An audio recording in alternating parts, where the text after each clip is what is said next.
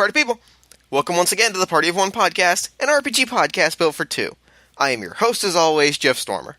This week I'm joined by Jim McClure, host of Talking Tabletop and one of the minds behind Third Act Publishing, for a game of Reflections, a two-player role-playing game about two samurai locked in a duel to the death. Over the course of the game, we explore how we came into battle and who comes out alive. I'm super excited to share this episode with you, party people, particularly because today marks the official launch date for the Reflections Kickstarter campaign. I'll talk more about that at the end of the show, but if you enjoy this episode, and I think you will, head over to the Kickstarter link in the show notes and help make this game a reality. You will not regret it. Now, before we dive in, I've got a few very exciting announcements to make of my own. A quick reminder for listeners in the New Jersey area to come out to New Jersey GamerCon this Saturday and Sunday, July 23rd and 24th. I'll be around all weekend doing commentary with gaming tournaments with friend of the show, Noah Houlihan. There's going to be panels and shows. There's a free play arcade. It's going to be super cool. And on Sunday at 11 a.m., I will be hosting the first ever Party of One live with my good friend Matt Ockamp. It is going to be awesome, and I hope you can make it. A link to the Facebook event with more information can be found in the show notes.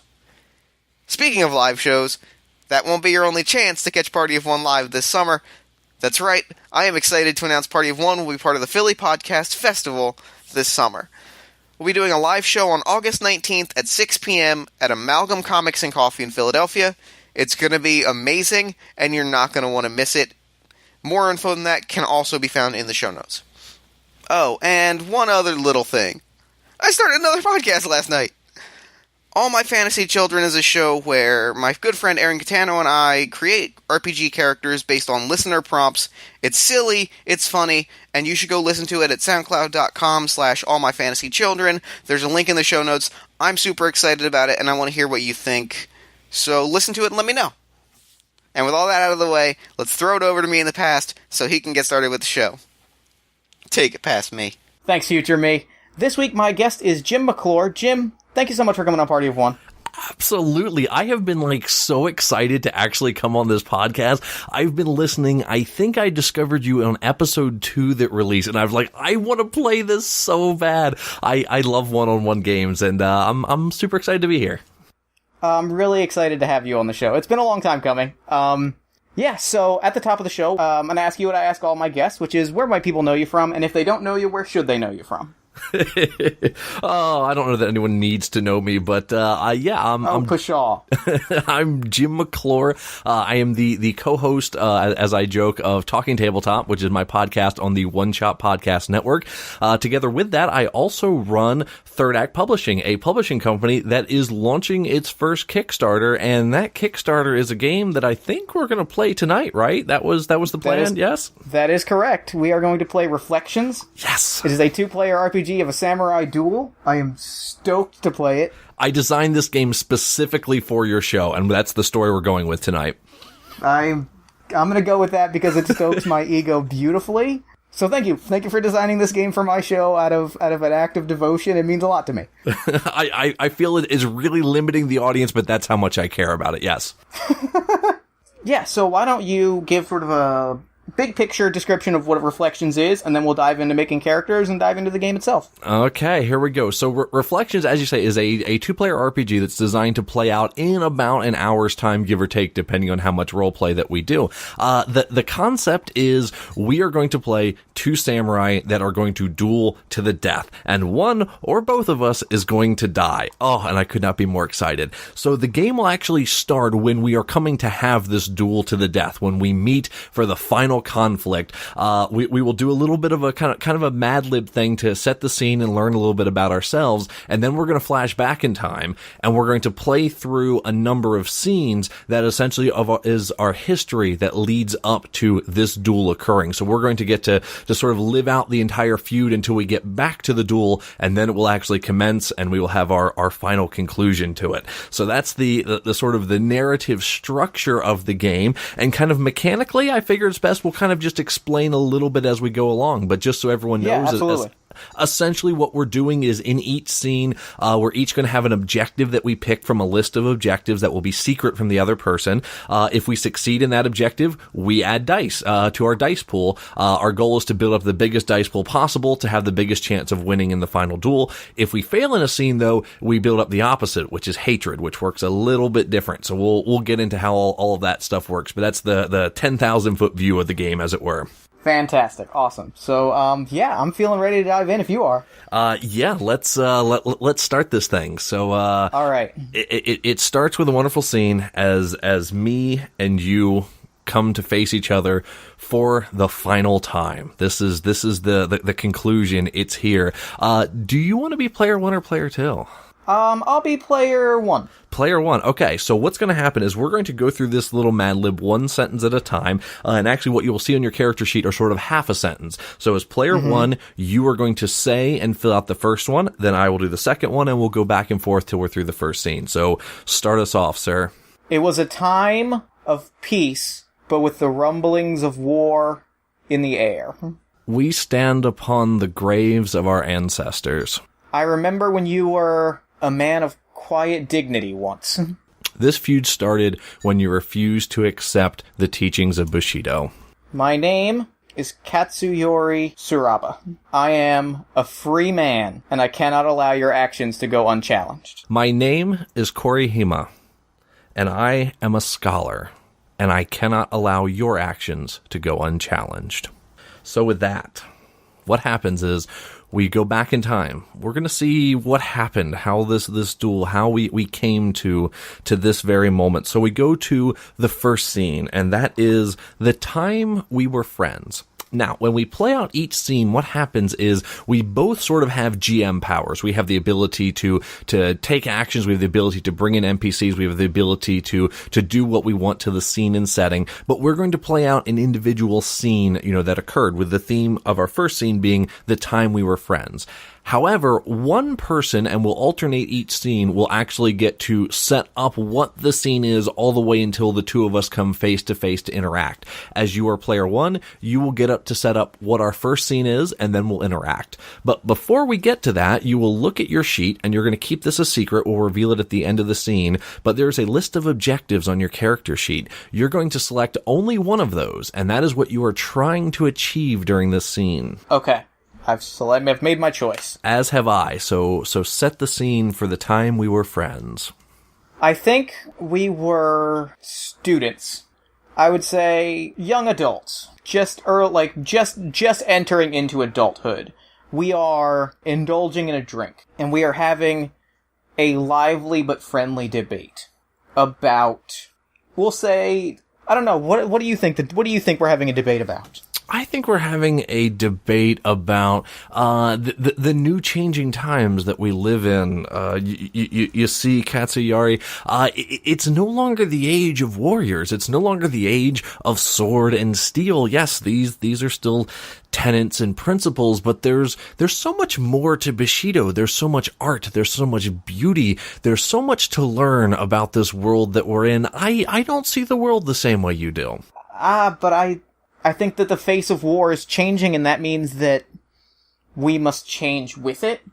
If, as war is getting bigger and bigger, we too must become more and more martial in our actions and more decisive, lest we fail to keep up. See, Katsuyari, and that's why we are so close, and yet you almost have it, but not quite.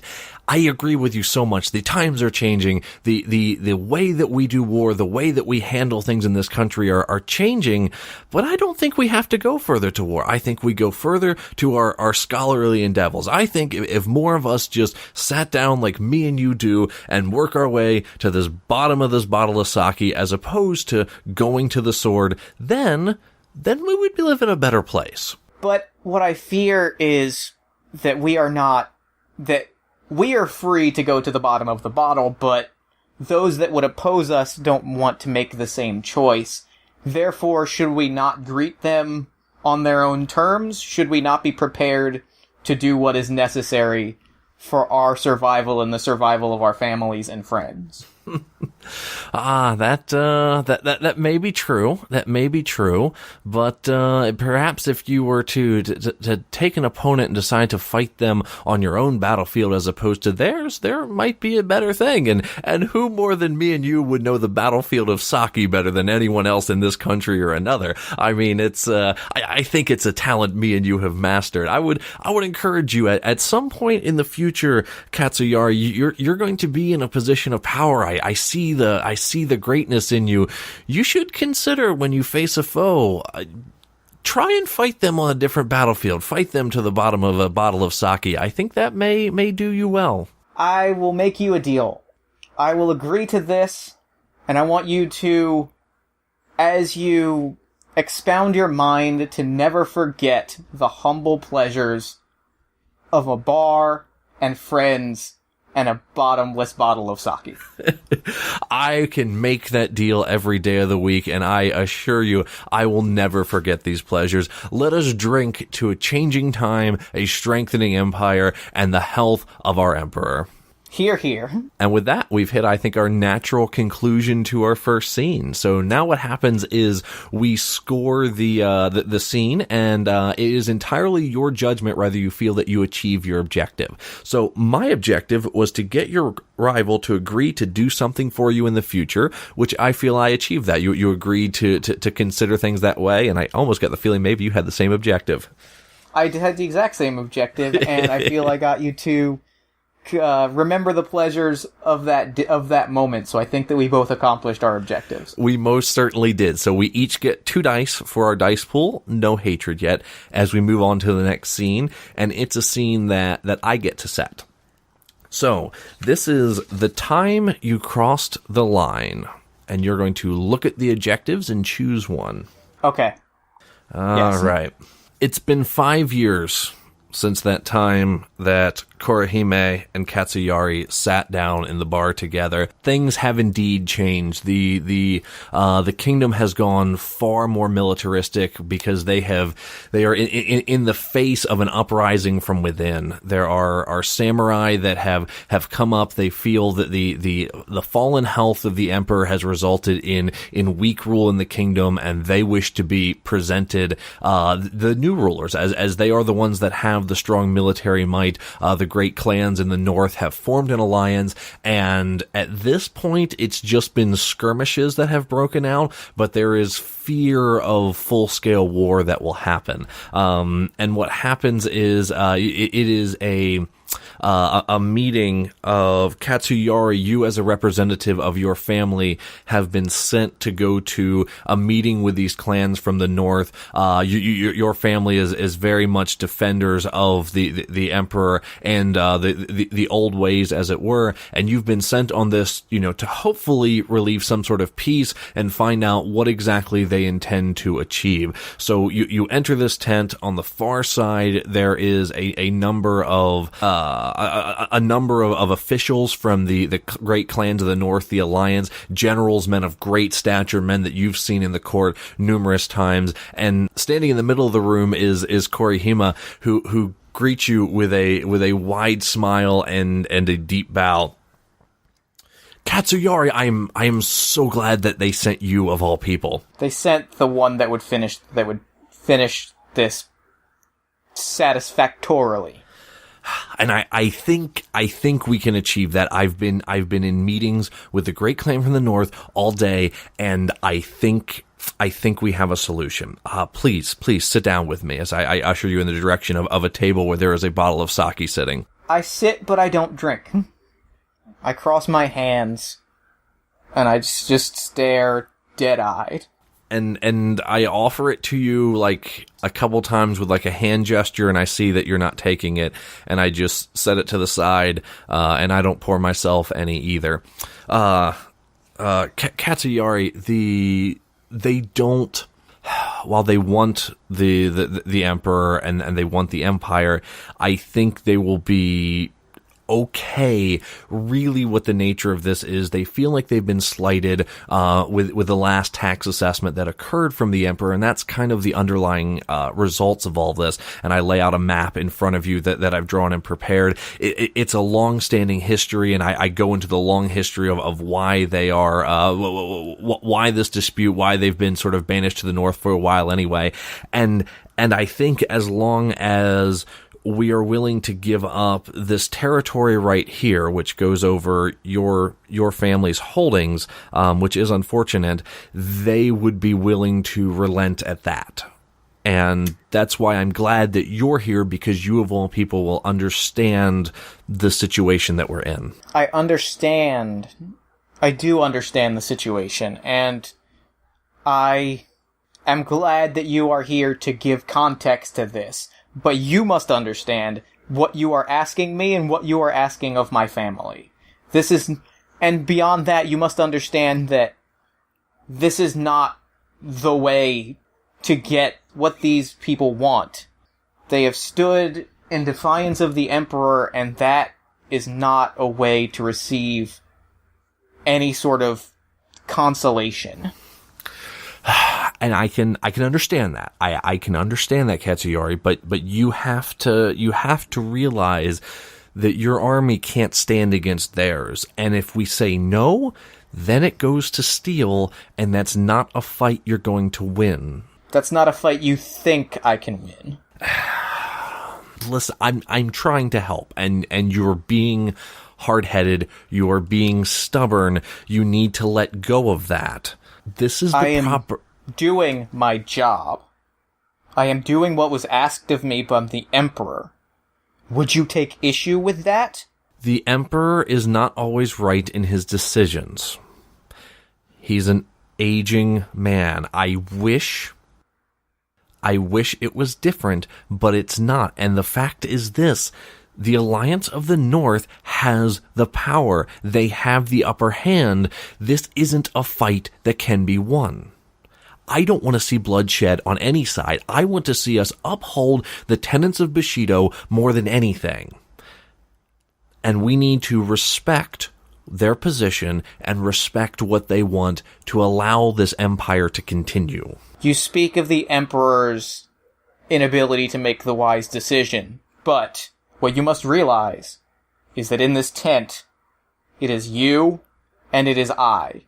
When you speak of poor decision-making, it is not the Emperor, it is not into the Emperor's eyes that you look, it is into mine. You are not speaking of the Emperor, even if you think you are speaking of me. Yes, that is true. I do speak of you. I do speak of a man that every single day he picks up his katana and he just thinks about war. I did not want you to think about war. Now, I understand. I think about peace. I think about peace. Be clear, we both think about peace. You think about a fairy tale of peace. I think about the actual steps that need to be taken to ensure that peace. There's another piece to the offer, and I want you to hear it out, and I want you to consider it. I can do this for you. And that is, while you will lose your family holdings, one way or another, they will be lost. They are setting up a teaching academy for me to teach the new way, to teach things like proper duels, the way we will handle disputes in the future as opposed to open warfare. I need an instructor like you that can teach. I need someone that can fill that position. Accept this duel on behalf of your family. Come to me. We can build a peaceful future. We can build it from within and not start a civil war. Now is when Katsuyori reaches for the sake and pours a glass for himself, but not for Korihima. And he takes a long drink. And he says, "War's already started.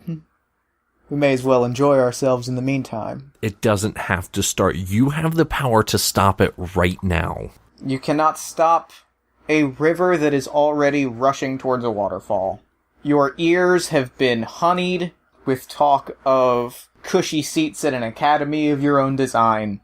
The way I see it, The decision is done. Quite frankly, I'm not sure that this, negotiation is a negotiation anymore. Would you like a glass of sake? No, I think I will pass.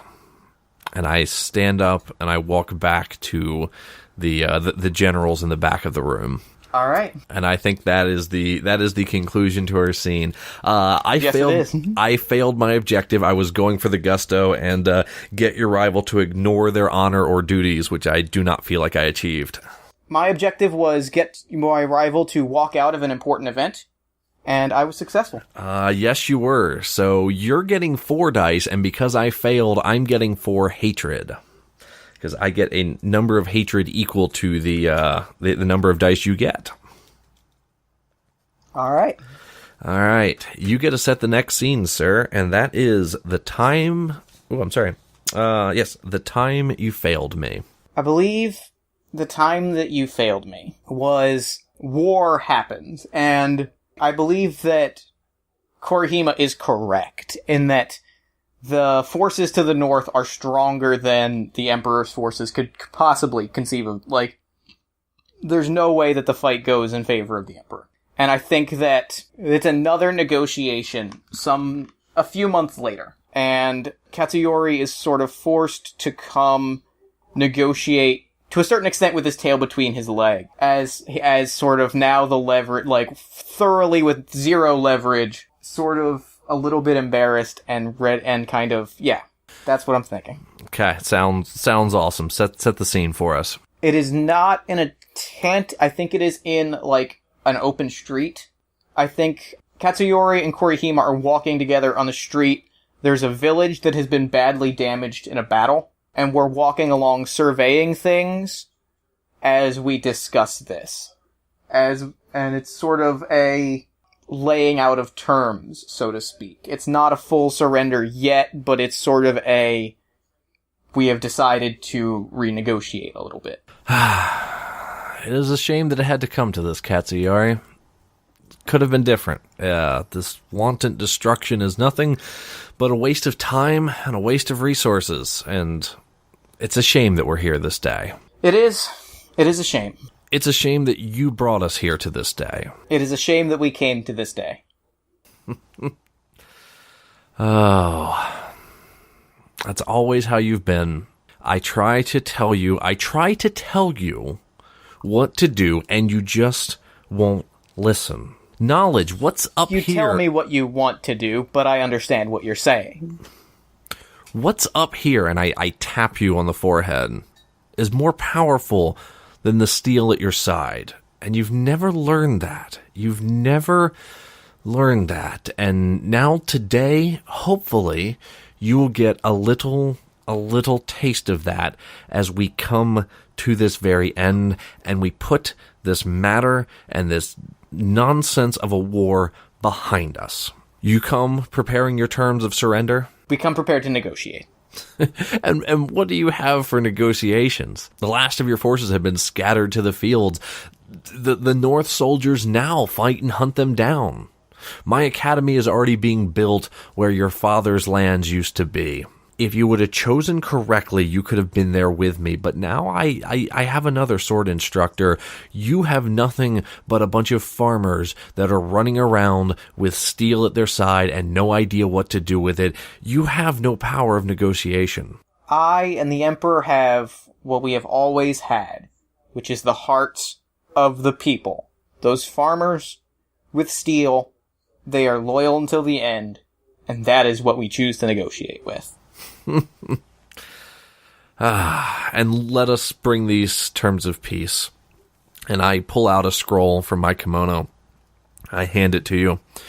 You unroll it and look through the terms, and they are pretty clear. And that is the members of your family particularly are to turn themselves over to the generals of the North for them to dispense their proper justice.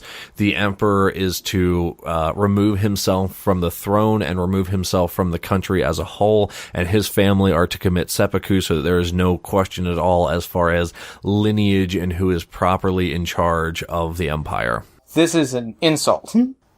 It's no insult. These are the proper terms. You and your family will live, giving the justice of the North holds. We will live, and that is in many quotation marks. This agreement cannot promise any of our safety. It cannot. But what safety do you have going to war again with us tomorrow? What safety is there? The safety that at the end of the war, we will be staring down our friends who once upon a time saw us as people and not political bargaining chip. Do you not remember the joys that we felt sharing sake? You would turn us into pariah. I do, but every joy that I have of those old times is washed away when I watched my wife die on a battlefield to your soldiers. You did that. That is on you, because you would not listen. You would not listen to what I tell you. When I offer you things that are better than your station, you would not listen. All you know is war, and There it is. There it is. There it is. Better than my station. You have always thought your suggestions were better than my station. 'Cause they are. I'm sorry. You need to hear it. They are, in fact, better than your station. You could never get past what you were, and you could have been so much more, and now... I don't even know what to see of you now. You cling... I would ask that you see a friend, but that is clearly no longer an option. The person I see in front of me is the man that executed my wife. I see nothing else. And the fact that I adhere to Bushido and that I adhere to what is best for the Empire is the only thing that keeps my composure and keeps those terms, the King of the North's terms, as good as they actually are. Katsuyori rolls up the agreement, places it in like a bag. We die by seppuku, we die by imprisonment, or we die on the battlefield. At least one of those we die on our own terms. Good day. And he walks off. Ooh. Alright. I'm gonna say that I succeeded in mine. One of the other mechanics of reflections is, while you do have a list of objectives, you can, for one dice, actually write in your own objective. So what I wrote in was, get your rival to show his pride. And I'm pretty sure I did that, so I get 1 dice for that. Oh, very much so. Very much so. Mine was, get your rival to break a promise made earlier, which I feel like I did. Okay. What do you think? It's in, sell me on it. It is ultimately your choice whether you think you succeeded or failed, but go ahead and give me your logic on it. I'm kind of feeling like maybe I didn't. I don't know that, I feel like where I was leaning towards yes was in that Korihima, sort of brushed off that memory of sake and that sort of promise to always remember the joys of youth, but the more I think about it, the more I feel like he remembers that, but it's not the violation of that Katsuyori committed is greater. So I'm actually going to say that he's kept that promise. Okay. So in that case, I'm going to go with hatred. So I got 1 dice, you will get 1 hatred. Okay, and that takes us to the next scene. I should just say real quick, because as we're getting closer and closer to the end of it, you will need some D6s. I don't know if you have dice handy or not. Okay, perfect. Got a whole pile of dice here. I'm good. Perfect. Okay. The time we could have fixed things. So we will select our objectives. Okay. Are you ready? Yes. Okay. The Emperor has been overthrown. The Alliance of the North has swept down through the capital. They have decidedly won the war, and Katsuyori's family has been scattered to whatever remnants they can get to. There is still almost resistance fighting going on against them, but anyone in any seat of power has accepted that it's over. It's done. The war is over. There is a new ruling class, although no emperor has been appointed at this point. During one of the last battles, Katsuyari fought to the very, very end, one of the last soldiers standing, but he was taken prisoner and is now in the dungeons underneath the Imperial Palace, and he's been in there for a longer period of time than he can even remember at this point. Every day sort of drawing on like it was its last. And then one day, one of the countless days, there's a commotion outside the cell. You hear a little bit of scuffling and then a plap on the ground. You hear some metal jingling, and someone is in front of your cell, unlocking the bars, and they swing open. You sit in the back of the dark cell, and in front of you stands a tall samurai, very immaculately dressed, other than, a small bit of red spattering across his kimono. His hair started to turn white. His face has started to sag just a little bit. But in front of you is Korihima. Katsuyari. A long way from a scholar. I am still a scholar. Come with me. And I offer you to follow me out of the cell. I follow. We walk past where there is a guard, one of the guards that you've known for a while, and he's down and he's fallen, clearly dead as he's bleeding out on the ground. And I gently step around the pool of blood. We take a couple side passages down and out into areas of the dungeon that you haven't seen before. You had to fight to the end, didn't you? It's a miracle that you lived, really. There was no other way. But as much as I have to admit that I enjoyed the thought of you being in this cell for as long as you were, what you said is true. You are my friend, and I couldn't allow this to go on forever. I'm getting you out of here. Why so? Why now? You've learned your lesson. At least I hope you've learned your lesson. I can't live with myself if another life goes to waste in here. Again, I'm a scholar. I'm a pacifist. I just wanted peace, and the condition that you've been kept in is not peace to me. You are my friend. I want to see you well. Unfortunately, I probably cannot see you here in the Empire, but I can at least get you out of the darkness of this dungeon. What happened to that guard? Was that you? Sometimes you have to assess a situation, and sometimes you have to pick up steel. That's irrelevant to this. What's important is that we're going to get you out. And what then? What then is your choice. I'm going to give you your life back. I'm going to give you another shot to do something, not in this kingdom, but there are other kingdoms. You can go down to the neighbors in the south. You can catch a boat to the islands across the sea. There's things that you can do. There's talents that you can have. But you have to get out of here. I should let you know that they have executed your father and your mother and their descendants. So there's nothing left for me here, then? Yes, there is nothing left here for you. What I'm giving you is an opportunity at a life somewhere else that you can go. And if I could ask one thing in return for my kindness. Please. Some of your followers still fight for you. They still chant your name. Go to them first. Tell them the fight is over. Take them with you if you want. And just end the bloodshed. Do the right thing. You are smart. You are a smart man, Korihima.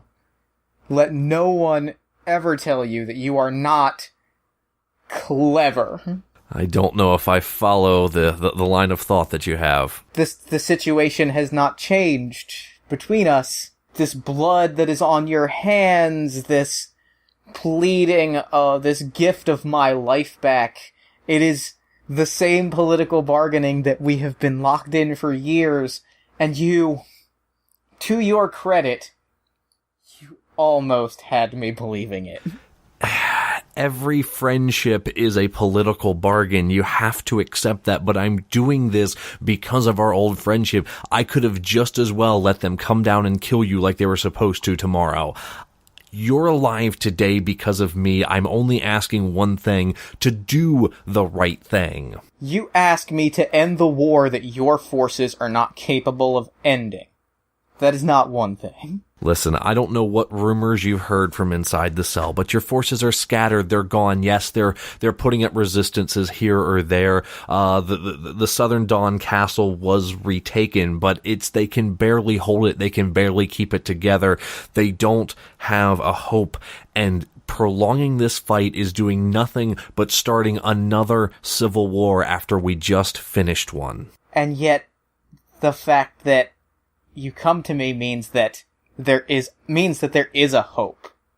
Do you not see that, my friend? Do you not see that? Do you not feel that inside? Doesn't that burn you a little bit that the forces that chant my name have never surrendered that hope? That they would be willing to drag our nation into another civil war?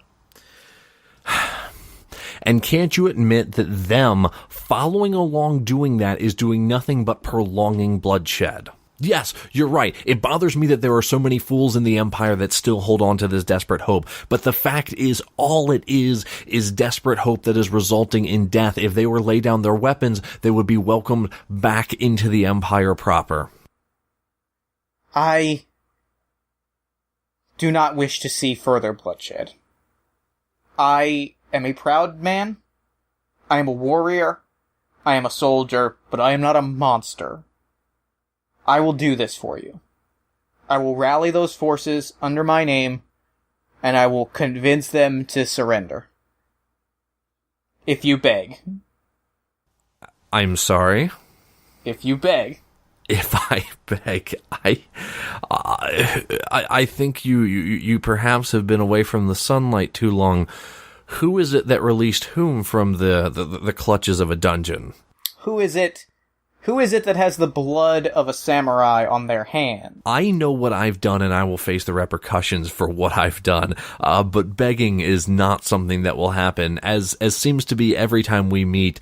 There is no leverage but what I'm permitting you to have. Then so be it.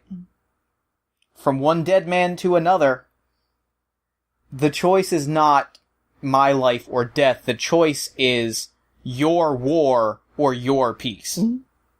I hand you your katana back.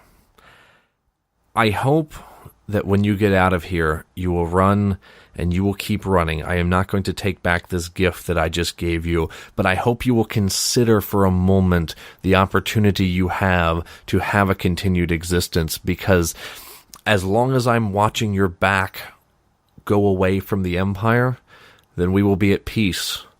But the moment you turn around to face the Empire again, that is the moment you can no longer coexist with me. He puts his katana at his side.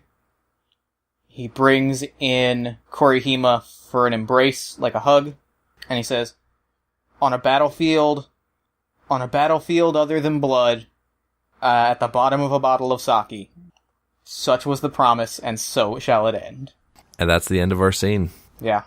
I don't think I succeeded. I was trying to get your rival to admit something they did wrong, and I was close. Actually, I feel like I ruined it, because you were about to say yes, that you accepted it, and I cut you off. I ruined myself on that one. So I feel like I failed. Mine was get your rival to ask you for help, and I'm gonna say I succeeded. I think that's fair, because I did.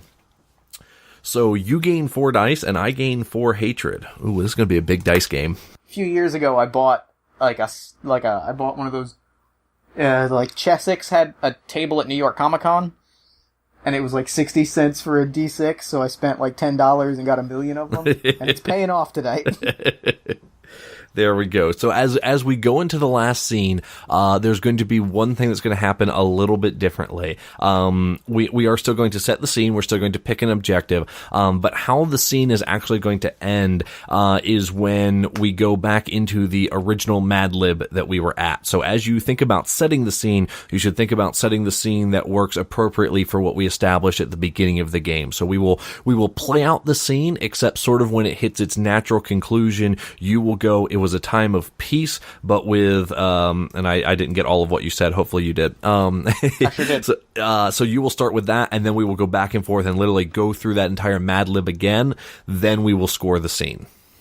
Okay. So it's sort of scene 5 just rolls right into the finale, or into the starting scene. So, I think, true to his word, I think Katsuyori did speak to the rebels. And some of them stood down. But it was not everyone stood down. Some people believed that Katsuyori had merely been turned by way of, imprisonment. And was turning his back on the movement, so to speak. And I think what has happened now is... Where do I want this final confrontation to happen? And note, I put the grave of our ancestors in there for what we stand upon, so of course you're encouraged to use that as inspiration. Ooh, yeah. We are in... I think... The academy is being built. It is near completion. It is on the ancestral land of Katsuyori. I think it is some weeks later. Korihima is overseeing this. When he is approached by a ragged man dressed in, rags, big bushy beard, has not groomed himself in some time. Has been living amongst the rebels. Those remaining few faithful rebels.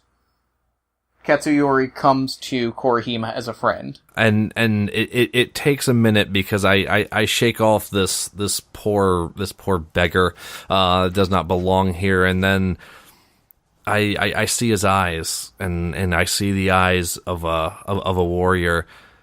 Katsuyori, is that you? I wish I had the bottle of sake, but alas, unusual times. What are you doing here? You don't belong here. I come to you with word of warning. True to our discussion, I ran. I spoke to my faithful, my soldiers. Some of them stood down. Not all of them stood down. I come bearing the warning that they will be upon this site by nightfall. You bring your band of rebels against me here? I bring no one. Hear the words that I am saying, Korihima. I took your offer. I gave you the gift of my word to my soldiers. Some of them chose not to believe me. I am here to warn you, to give you your life as you once gave me mine. Oh, is that what this is? Do you forget whose lands you stand upon? Do you forget whose lands were leveled and rebuilt in the new empire? You can't bring soldiers to me, and I don't want any excuses that they're just rebels being rebels. You command them. I've heard the rumors from here. I've heard them countless times, and I didn't believe it. I see the worn blade at your side. You've still been fighting, haven't you? Tell me I'm lying. Tell me the rumors are false. Tell me that sword has not been unsheathed since the last time I saw you, since I saved your life. You have until nightfall. Gather your family, gather those closest to you, and leave. You will never listen to any kind of reason, and as I told you back then, if I saw you again, if I saw you face the Empire, we can no longer coexist. Do not go back to your army.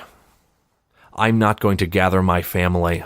We are going to do what we need to do to preserve peace. And if that means I have to slay you right now, that's what must occur. No armies, no battles. I kill the king of those that are kingless now, and we end it, and this is your fault. I will take your blood on my hands, because apparently I'm the only one who can. So be it. We settle it now. But if we settle this now, one way or another, all of this that you have treasured, that you have planned your life will burn. And when you fall, the last traces of your family will be gone from this empire forever. Let me ask you one last thing before I kill you. Did you ever actually see me as a friend? Every friendship is a political bargain, and ours never paid off. I'm just impressed with that line. I'm sorry. That's great. I know, right? I'm so excited. All right, so best thing to do would probably just go right into the Mad Lib now. Yeah. Yep. It was a time of peace, with the rumblings of war in the air. We stand upon the graves of our ancestors. I remember when you were a man of quiet dignity once. This feud started when you refused to accept the tenets of Bushido. My name is Katsuyori Suraba. I am a free man, and I cannot allow your actions to go unchallenged. My name is Korahime, and I am a scholar, and I cannot allow your actions to go unchallenged. So now we score the scene. I resoundingly failed on mine. I was to get your rival to renounce something they once believed in.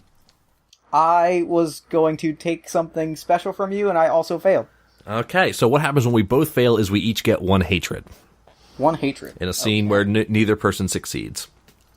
So now what happens is we are going to tally up all of our total dice and our total hatred and see what those numbers are. I have 1, 2, 3, 4, 5, 6, 7, 8, 9, 10 dice and 2 hatred. 10 dice and 2 hatred. And as the game works, I am the exact opposite. I have 2 dice and 10 hatred.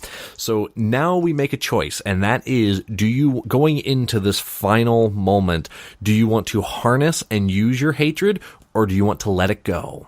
So what happens is if you let go of your hatred dice will be gone from your dice pool and you will just roll your 10 dice. If you harness it, then you'll roll all your dice together.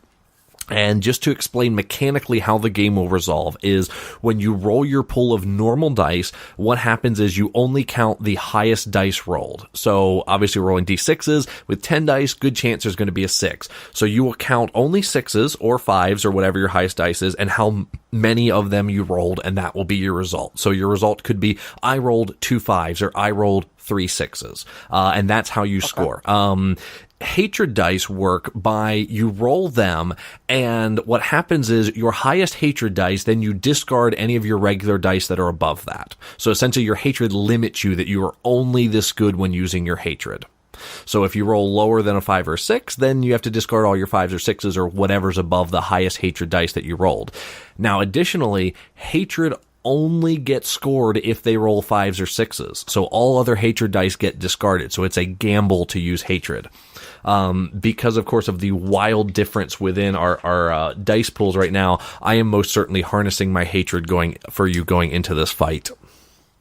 I am actually going to let go of my hatred. I think that Katsuyori knows that with the fight that is coming, I think it is more that he is upset and disappointed that this fight is happening than he is, like, angry about, or full of hatred about it. You know what I mean? I'm with you.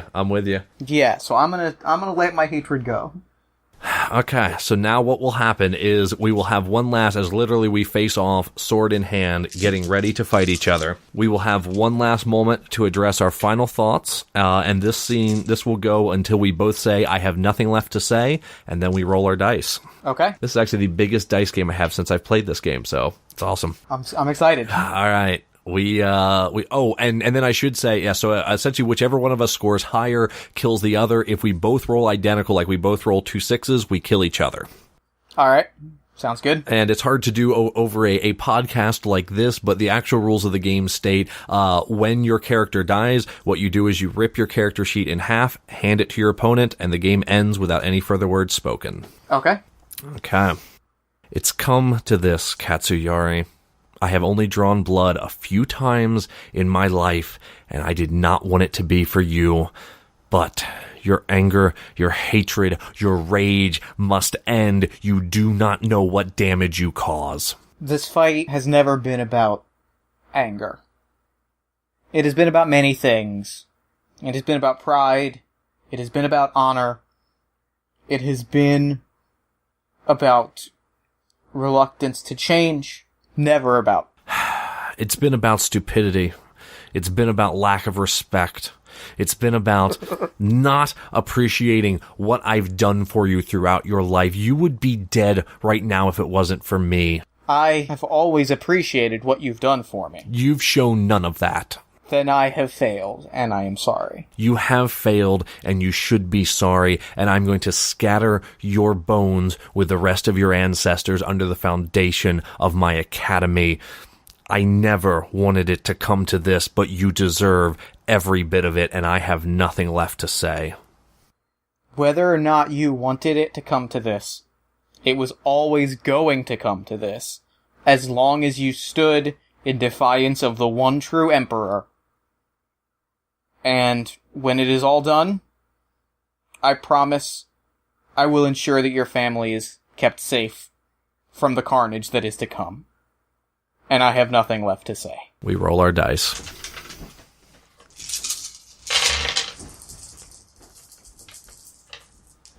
4 6s. I rolled 1 5. Ooh. As we come at each other, you're tired, you're weak, you're an old man from years of hard fighting, and you just don't have it in you anymore. My hands still have the strength of youth in them. I draw my sword, I deflect your blade, and I sink it straight down into your chest.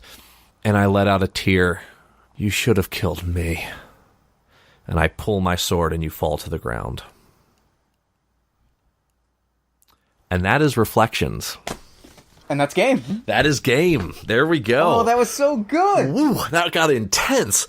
That got real intense. I liked it. No, that got heavy. I really enjoyed it. So thank you for having me on Party of One finally and getting to run this thing. I was so excited for it. Oh, this was so good. I loved it. Awesome. Well, thank you. Oh, thank you. So real quick, before we wrap up, where can people find you online? You can find me, of course, I'm very active on Twitter, at GM Jim McClure. That is the best place to find me. But I don't want you to go to Twitter. I don't want you to go to at GM Jim McClure. I want you to go over to Kickstarter right now, because when this thing comes out, this game is being kickstarted, like, right this very, very moment. And, I'm kind of super excited and super passionate about this project. It's my first ever Kickstarter I'm running. Obviously you can tell I'm kind of into this game. So if you enjoyed it, it's only $15 for the game book. Go support it, support independent game designers, get it out there. And, if enough people support this thing, if you want to look at some of the stretch goals, there's some really cool stuff that's going to happen with it. The two of the things I'm excited about are, if we get enough backers, John Wick is going to write a different setting for this game, as well as Ken Hite is going to write a different setting for this game. So as you could tell, this game could be used for more than just samurai. So Ken Hite is going to be doing, for example, a Western gunslinger duel thing for cool. it. So if we get enough supporters, if there's enough community interest, we're gonna make it happen. It's gonna be awesome. So I would very much appreciate your support. Absolutely. I will have a link to the show notes. Future me will talk extensively about it. And speaking of which, I'm going to throw it over to Future me so that he can wrap up the show and give all of the juiciest details about the Kickstarter. Mm-hmm. Take it, Future me. Thanks, Past Me, and thanks again to Jim for coming onto the show and showing off Reflections. That game is so awesome. And I hope that if you can, you'll help out with the Kickstarter, whether through backing it directly or spreading the word via social media. There are some really awesome stretch goals, some really, really cool people involved, and some really fun social goals, including one that is extremely close to my heart. You see, if we get Third Act Publishing's Twitter, at Third Act Pub, to 250 followers by the end of the Kickstarter campaign, Jim McClure will make a hack of the game about professional wrestling. Listen to me when I say this. I need that hack. Party of One needs that hack. Slimy McKeelberg needs that hack. The world needs that hack. But seriously, back to Kickstarter if you can, plug it on social media if you can. This game is fantastic. It's quick, it's heavy, it's cool, and I really want to see it succeed. And with your support, it can. I talked about this in my talk with Hannah Schaefer about two-player games last week, but we've seen, an explosion of two-player games in the last, maybe 5 years, and crowdfunding like this plays no small part in allowing these sorts of small, personal games to really thrive. So if you like two-player games and you like what we're doing on Party of One, supporting games like this is a great way to show that. You should also check out Talking Tabletop, Jim's podcast on the One Shot Network, where he interviews prominent personalities in the world of tabletop role-playing games. It's insightful and interesting, and I really enjoy it. I cannot recommend it enough. Finally, you should follow Jim on Twitter at GM Jim McClure, and Third Act Publishing on Twitter at Third Act Pub. And as always, if you enjoyed the show, follow me on Twitter at PartyOfOnePod, and like the show on Facebook at Facebook.com/PartyOfOnePodcast. And if you loved the show, consider telling a friend or coming on the show yourself.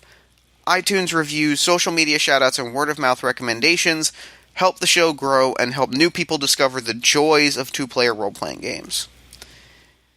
And if you're really interested in coming onto the show, I am always looking for cool new people to play cool new games with. Whether you're a game designer, podcaster, comedian, voice actor, blogger, Twitch streamer, academic, something else entirely which I'm not even mentioning, or you just like playing games with an awesome dude, I'd love to have you on the show. Shoot me an email at partyofonepodcast@gmail.com. Party of One is produced by Jeff Stormer and Jen Frank. This episode edited by Jeff Stormer with a little help from Jim McClure. Music for the show comes from the song Infinite Lives by Megaran, featuring the D&D Sluggers. Until next time, party people, thanks for listening, and remember, I have the honor to be your obedient servant, J. Storm. Never gonna die.